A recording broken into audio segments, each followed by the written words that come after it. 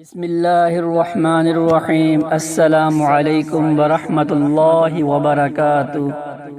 سوال: حضرت محمد صلی اللہ علیہ وسلم کے زمانہ میں خانہ کعبہ موجود تھا، لیکن آپ صلی اللہ علیہ وسلم نے بیت المقدس کی طرف رخ کر کے نماز پڑھائی، اس کی علامت کیا ہے؟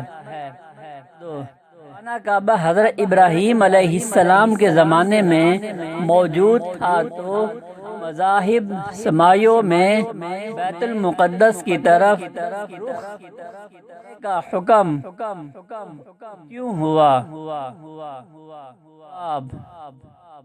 حضرت محمد صلی اللہ علیہ وآلہ وسلم جب تک مکہ مکرمہ میں قیام فرما رہے تھے، اس وقت نماز پڑھتے ہوئے آپ صلی اللہ علیہ وسلم اس انداز میں کھڑے ہوتے تھے کہ بیت اللہ بیت المقدس دونوں آپ کے سامنے ہوتے، مگر ہجرت مدینہ کے بعد اس ترتیب کو قائم رکھنا ممکن نہ تھا۔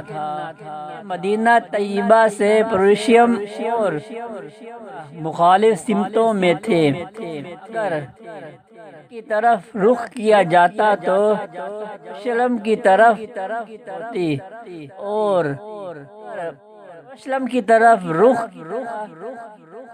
تو مکرمہ کی طرف ہوتی تھی۔ مدینہ طیبہ آمد کے بعد رسول اکرم صلی اللہ علیہ وآلہ وسلم کو حکم الہی تھا کہ بیت المقدس کی طرف رخ کے نماز پڑھیں۔ 16 یا 17 ماہ تک بیت المقدس ہی اہل اسلام کا قبلہ رہا، مگر رسول اکرم صلی اللہ علیہ وسلم کی تمنا یہی تھی کہ کعبۃ اللہ کو ہی قبلہ بنایا جائے۔ رسول اکرم صلی اللہ علیہ وآلہ وسلم اس سلسلے میں وحی الہی کا انتظار فرما رہے تھے۔ اس وقت قرآن مجید نے الفاظ میں یوں بیان فرمایا: اے حبیب صلی اللہ علیہ وسلم، ہم بار بار آپ کے رخ انور کا آسمان کی طرف پلٹنا دیکھ رہے ہیں، سو ہم ضرور بل ضرور آپ کو اسی قبلہ کی طرف دیں گے جس پر آپ راضی ہیں۔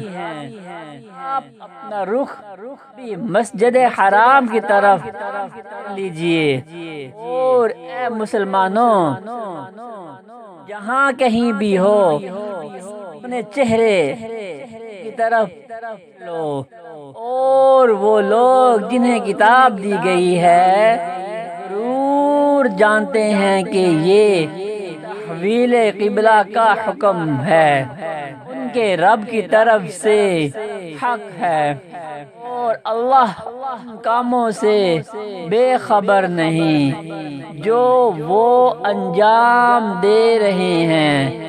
رہا آپ کا یہ سوال کہ خانہ کعبہ کے ہوتے ہوئے بیت المقدس کو قبلہ کیوں بنایا گیا، تو اس کا جواب بھی اللہ تعالی نے قرآن مجید میں بیان فرما دیا ہے۔ ارشاد باری تعالی ہے: اور آپ پہلے جس قبلہ پر تھے ہم نے صرف یہ مقرر کیا تھا کہ ہم ظاہر کر دیں کہ ہمارے رسول صلی اللہ علیہ وآلہ وسلم کی تقریر کرتا ہے اور ان کو اپنے الٹے پاؤں پھر جاتا ہے۔ بے شک یہ قبلہ کا بدلنا بھاری بات تھی، مگر ان پر نہیں، اللہ نے ہدایت و معرفت سے نوازا، اور اللہ کی یہ شان نہیں کہ ہمارا ایمان یوں ہی ضائع کر دیں۔ اے ہمارے رب، دونوں کو حکم کے سامنے جھکنے والا بنا دے، اور ہماری اولاد سے بھی امت کو خاص تابع فرمان بنا، اور ہماری عبادت حج کے قواعد دے، ہم پر رحمت و مغفرت کی نظر فرما۔ بے شک بہت قبول کرنے والا ہے، مہربان ہے۔